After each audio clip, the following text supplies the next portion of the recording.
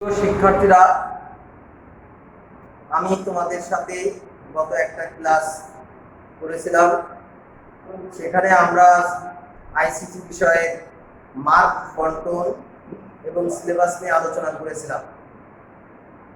আমি তোমাদের মান বন্টন নিয়ে বলেছিলাম আইসিটি সাবজেক্টে পূর্ণ নম্বর হবে 100, সময় হবে 3 ঘন্টা।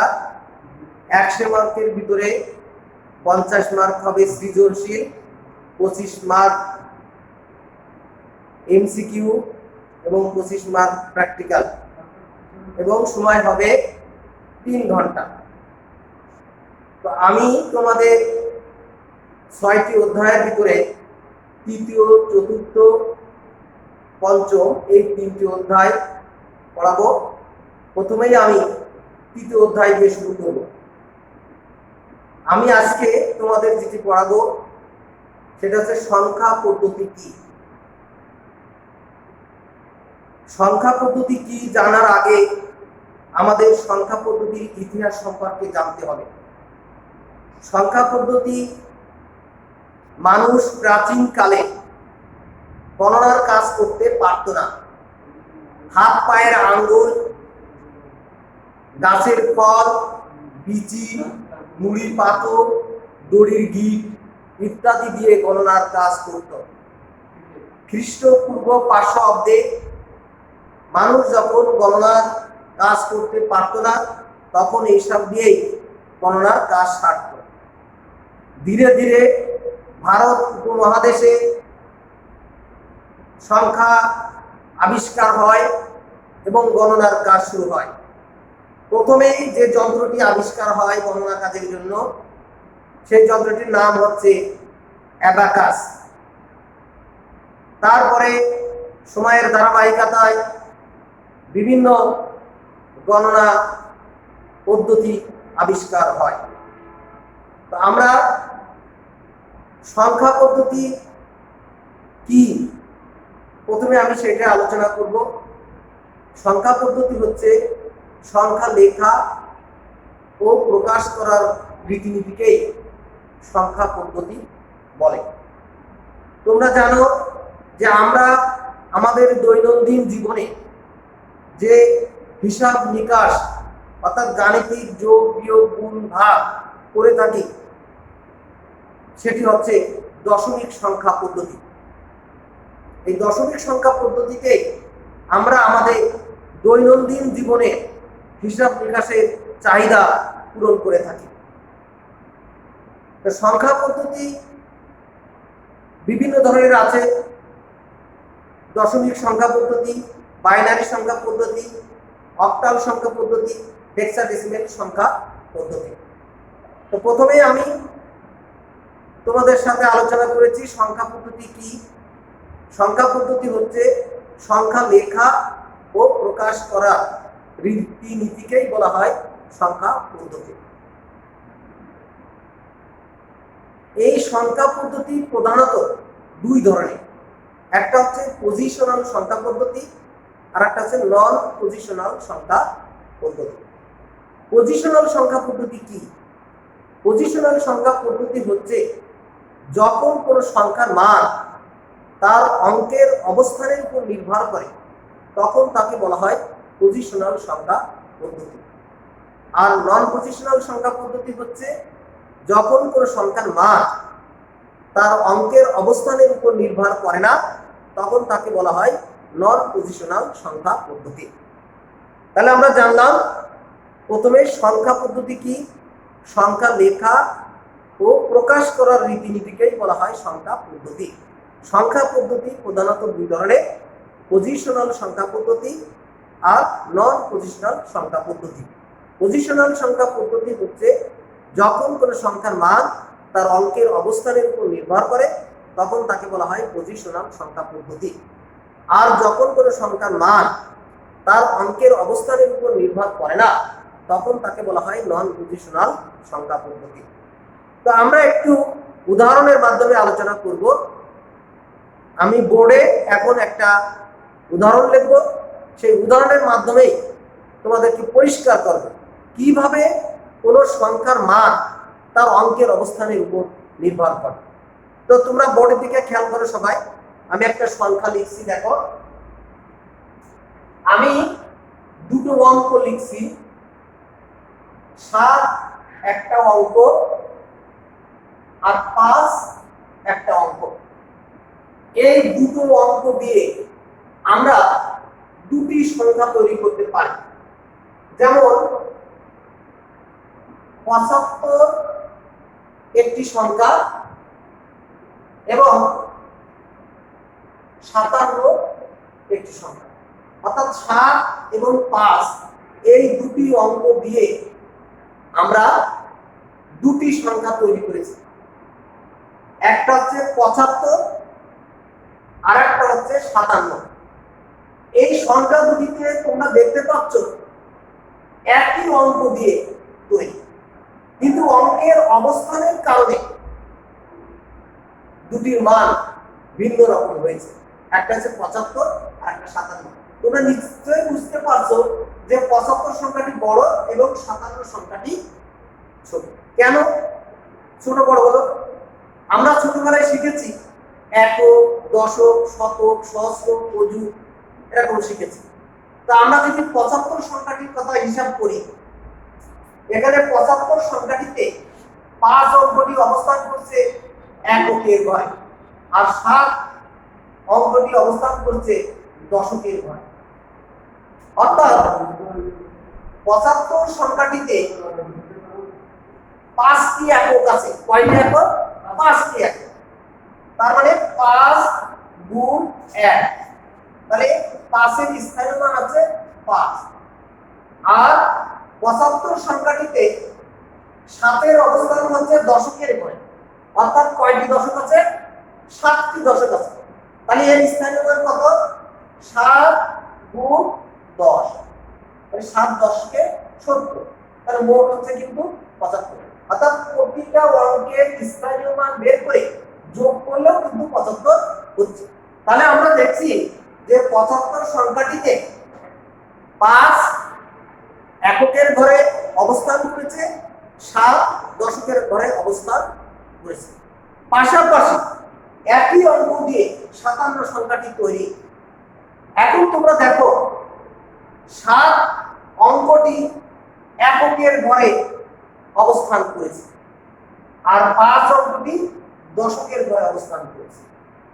ফলে এখানে দেখা যাচ্ছে 57 সংখ্যাটিতে 7 এককের ঘরে অবস্থান করায় 7 এর স্থায়ী মান হচ্ছে 7 গুণ 1, অর্থাৎ 7, আর 5 দশকের ঘরে অবস্থান করেছে।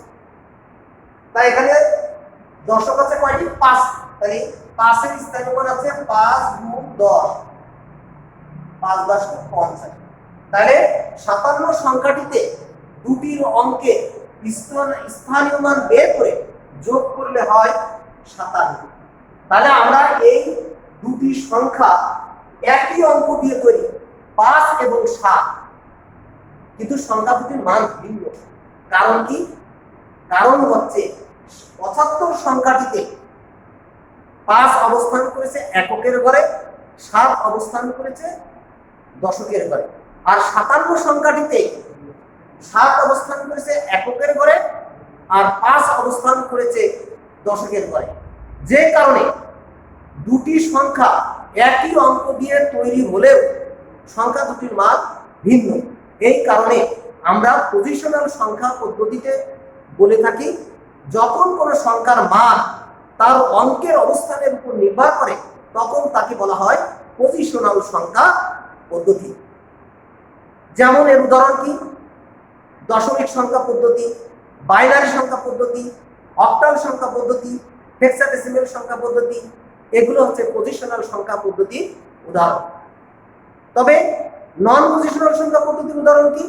নন পজিশনাল সংখ্যা পদ্ধতির উদাহরণ আছে রোমান সংখ্যা পদ্ধতি, মেয়ান সংখ্যা পদ্ধতি, হায়ারোগ্লিফিক্স।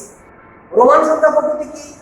যেমন রোমান, এই যে রোমান 1, রোমান 2, রোমান 3, এইগুলো হচ্ছে তোমার নন পজিশনাল সংখ্যা পদ্ধতি। এগুলো কিন্তু কোন সংখ্যার মান তার অঙ্কের অবস্থানের উপর নির্ভর করে না। তাহলে আমরা দেখতে পাচ্ছি কি নন পজিশনাল সংখ্যা পদ্ধতির উদাহরণ হচ্ছে রোমান সংখ্যা পদ্ধতি, মেয়ান সংখ্যা পদ্ধতি আর হায়ারোগ্লিফিক্স।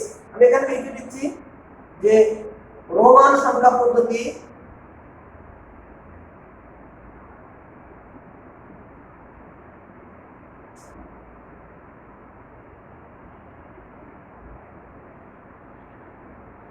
মেয়ান সংখ্যা পদ্ধতি আর হচ্ছে হায়ারোগ্লিফিক্স।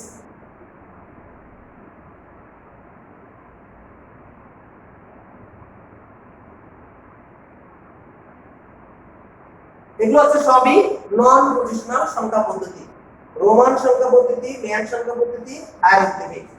আর পজিশনাল সংখ্যা পদ্ধতির উদাহরণ হচ্ছে দশমিক সংখ্যা পদ্ধতি, বাইনারি সংখ্যা পদ্ধতি, অক্টাল সংখ্যা পদ্ধতি, হেক্সাডেসিমেল সংখ্যা পদ্ধতি। তাহলে আমরা আজকে কি শিখলাম? সংখ্যা পদ্ধতি কি, সংখ্যা লেখা ও প্রকাশ করার রীতিনীতিকেই বলা হয় সংখ্যা পদ্ধতি। সংখ্যা পদ্ধতি কয় ধরনের?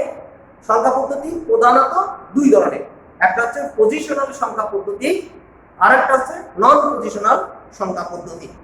পজিশনাল সংখ্যা পদ্ধতি উদাহরণ সহ ব্যাখ্যা করেছি আমরা, এবং নন পজিশনাল সংখ্যা পদ্ধতিও উদাহরণ সহ ব্যাখ্যা করেছি।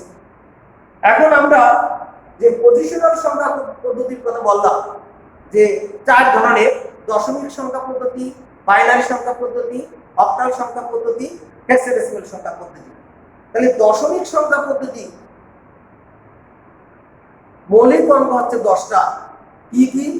0 থেকে 9 পর্যন্ত, যেমন 0, 1, 2, 3, 4, 5, 6, 7, 8, 9। এই মৌলিক অঙ্ক হচ্ছে 10টি, 0 থেকে 9 পর্যন্ত হচ্ছে 10টি। এই অঙ্কগুলো ব্যবহার করেই দশমিক সংখ্যা পদ্ধতির যে কোনো সংখ্যা লিখতে হবে, এর বাইরের কোনো অঙ্ক কিন্তু ব্যবহার করা যাবে না। যেমন আমি এখানে বোর্ডে লিখে রাখো, লিখলাম 87, 8 আর 7 দিয়ে, 8 একটা অঙ্ক, 7 একটা অঙ্ক, এই দুটো অঙ্ক দিয়ে একটা সংখ্যা লিখছি। এই অঙ্ক দুটোই কিন্তু দশমিক সংখ্যা পদ্ধতির মৌলিক অঙ্কের ভিতরে রয়েছে। এই জন্য সংখ্যা পদ্ধতি কি এর সংজ্ঞায় বলা হয়েছে সংখ্যা লেখা ও প্রকাশ করার রীতিনীতিকে সংখ্যা পদ্ধতি বলে। তাই সংখ্যা লিখবো আমরা, যদি দশমিক সংখ্যা আমরা লিখতে চাই তাহলে দশমিক সংখ্যা পদ্ধতিতে যে মৌলিক অঙ্কগুলো ব্যবহার করা হবে সেই অঙ্কগুলো দিয়েই কিন্তু সেই সংখ্যা লিখতে হবে, এর বাইরের কোনো অঙ্ক দিয়ে সংখ্যা লিখলে হবে না। এটা হচ্ছে লেখার নিয়ম। আর প্রকাশ করা কি? এটা যে দশমিক সংখ্যা সেটা তো প্রকাশ করতে হবে। কিভাবে? আমরা এটাকে ফার্স্ট ব্র্যাকেট দিয়ে ঘেরবো, প্রথম বন্ধনীতে ঘেরবো, ঘিরে যেহেতু দশমিক সংখ্যা পদ্ধতির মৌলিক অঙ্ক হচ্ছে 10টা, তাই এর বেস বা ভিত হচ্ছে 10। এই এখানে ফার্স্ট ব্র্যাকেট দিয়ে শেষে এখানে একটু নিচে দিকে 10 লিখতে হবে, যেহেতু দশমিক সংখ্যা পদ্ধতির ভিত্তি হচ্ছে 10। অর্থাৎ এই 10 দেখলে আমরা বুঝতে পারবো এটি দশমিক সংখ্যা। তাহলে এটা হচ্ছে প্রকাশ করার নিয়ম। আর আগে লিখলাম কোন নিয়মে? যে দশমিক সংখ্যা পদ্ধতিতে যে কয়টা মৌলিক অঙ্ক ব্যবহার করা হয়েছে সেই অঙ্কগুলোই ব্যবহার করতে হবে, এর বাইরে কোনো অঙ্ক ব্যবহার করা যাবে না। এটা হচ্ছে লেখার নিয়ম। আর প্রকাশ করার নিয়ম হচ্ছে এইটা, ফার্স্ট ব্র্যাকেটে লিখতে হবে এবং এর ভিত ব্র্যাকেটের শেষে ছোট করে লিখতে হবে, তাহলে আমরা বুঝতে পারবো এটা দশমিক সংখ্যা পদ্ধতি। এই জন্য সংখ্যা পদ্ধতির সংজ্ঞায় বলা হয়েছে সংখ্যা লেখা ও প্রকাশ করার নিয়ম নীতিকে বলা হয় সংখ্যা পদ্ধতি। এখন সংখ্যা পদ্ধতির ভিত্তি কি এটা বলেই আমরা আজকের ক্লাস শেষ করব। সংখ্যা পদ্ধতির ভিত্তি হচ্ছে যে কোন সংখ্যা পদ্ধতিতে যে কয়টি মৌলিক অঙ্ক ব্যবহৃত হয় তার মোট সংখ্যাকে বলা হয় ওই সংখ্যা পদ্ধতির ভিত্তি। যেমন দশমিক সংখ্যা পদ্ধতিতে মৌলিক অঙ্ক ব্যবহার করা হয় 10টা। কি কি? 0 থেকে 9। তাহলে কয়টা অঙ্ক ব্যবহার করা হচ্ছে এখানে? 10টি। তাহলে মোট অঙ্ক কয়টি? 10টি। এই কারণে দশমিক সংখ্যা পদ্ধতির ভিত্তি বা ইংরেজিতে বলে বেজ, BAS, বেজ, বেজ হচ্ছে 10। তাহলে আমরা আলোচনা করলাম আজকে আমরা কি কি শিখলাম। আমরা শিখলাম সংখ্যা পদ্ধতি কি, সংখ্যা পদ্ধতির ভিত্তি কি, সংখ্যা পদ্ধতি প্রধানত কয় ধরনের এবং কি কি উদাহরণ সহ পজিশনাল সংখ্যা পদ্ধতি এবং নন পজিশনাল সংখ্যা পদ্ধতি ব্যাখ্যা আমরা করলাম। তো আজকের মতো এখানে শেষ করছি। ধন্যবাদ সবাই।